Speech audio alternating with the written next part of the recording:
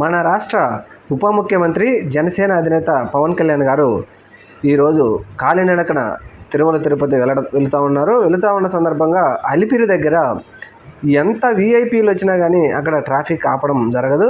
కానీ తిరుపతి పోలీసులు మాత్రం ఈరోజు అలిపిరి దగ్గర పవన్ కళ్యాణ్ గారు వస్తున్నారని తెలిసి 40 నిమిషాలు ట్రాఫిక్ ఆపేసేటప్పటికీ భక్తులందరూ చాలా ఇబ్బందులు పడ్డారు.